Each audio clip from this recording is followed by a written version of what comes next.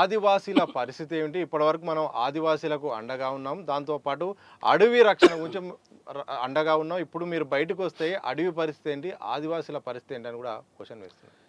కొన్ని లక్షల సైన్యాలు ఛత్తీస్గఢ్లో ఉన్నాయి, హ్మ్. దండకారణి ఉన్నాయి, ఇంటెలిజెన్స్ ఉన్నది, నువ్వు కదిలితే ప్రతి నిఘా ఉంది, డ్రోన్స్ ఉన్నాయి, పైన సెటిలైట్ నిఘా ఉంది, 3 కిలోమీటర్కి 5 కిలోమీటర్లకు 500 మంది పోలీసులు రెగ్యులర్ పొట్రేలింగ్స్ ఉంటాయి. అడుగు వేస్తే ఇవి ఉన్నాయి. హ్మ్. ఇప్పుడు వాళ్ళకి ఏం అడ్డున్నది? నువ్వేం అడ్డున్నావు? హ్మ్. ఇప్పుడు కాదు నేను చెప్తున్నా, గత 6-7 ఏళ్ళ కాంచి 10 ఏళ్ళ కాంచి నువ్వేం అడ్డున్నావు? మావోయిస్ట్ పార్టీ హ్మ్.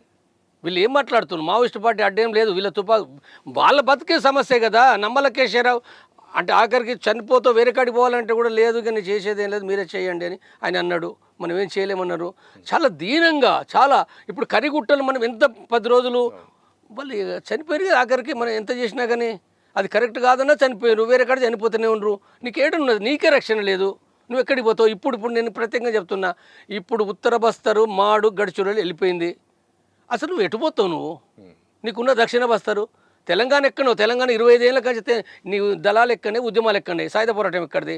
ఎప్పుడు ఛత్తీస్గఢ్లో అక్కడ ఆడ బార్డర్లు ఉంటుండ్రు.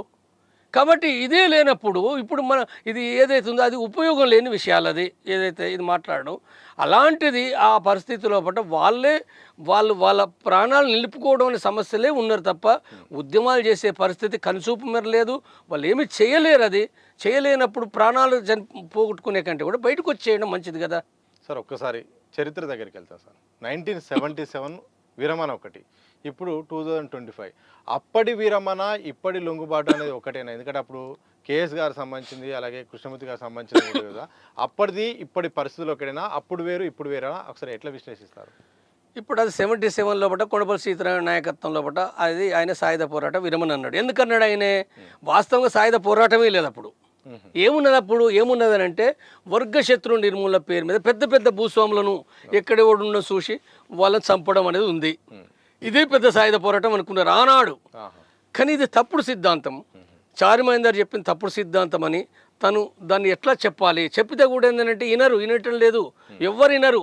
నువ్వే అసలు కొండపల్లి సీతారామని నువ్వు రివ్యూనిస్టు, ప్రజా సంఘాలు పెట్టాలన్నందుకు నువ్వు రివ్యూనిస్టు.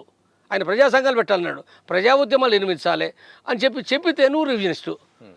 వర్గశత్రు నిర్మూలన సాయుధ పోరాటం అన్నారు. అంటే అప్పుడు అయిందంటే అది పడలేక చివరికి ఒక పద్ధతిలో పట్ట అసలు సాయుధ పోరాటాన్ని విరమిస్తున్నట్టు చెప్పిండు ఆయనే. విరమిస్తున్నట్టు వాళ్ళ కాడ తుపాకులు ఉండేదో విరమించి ఎవరికో ఇచ్చింది లేదు, ఓన్లీ పేపర్ ప్రకటన. అంటే వాళ్ళ యొక్క ఆలోచనలు మార్చడానికి అదొక ప్రకటన.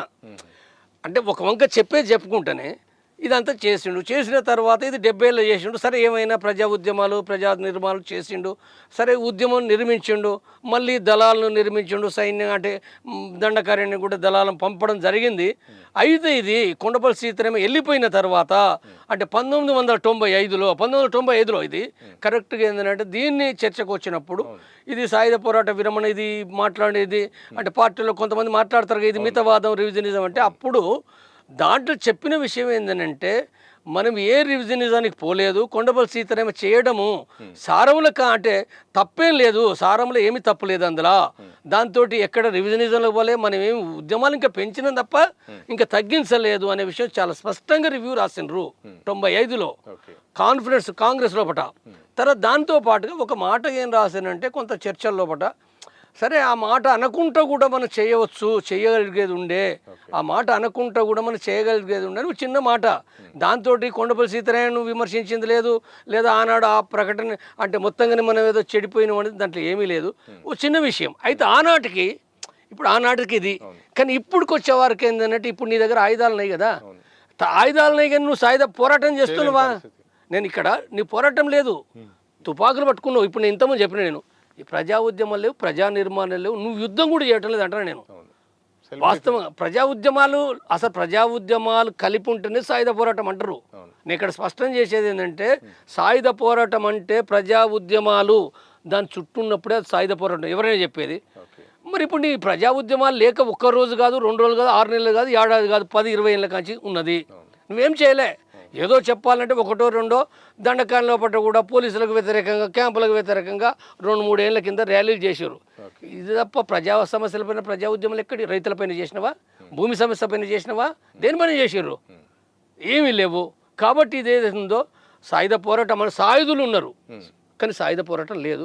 కాబట్టి ఇలాంటప్పుడు అంటే అభయ్ ఏదైతే చెప్పిండో సాయుధ పోరాటం కూడా మనం చేయలేని పరిస్థితుల్లో పట్ల ఆయుధాలు వదలడమే సరైంది అనేది అట్లా మనం ఈ రకంగా తీసుకోవాల్సి వస్తుంది. కాబట్టి ఇక్కడ కొండపల్లి సీతారామకు దీనికి మనం ఈ రకంగా అర్థం చేసుకోవాలి.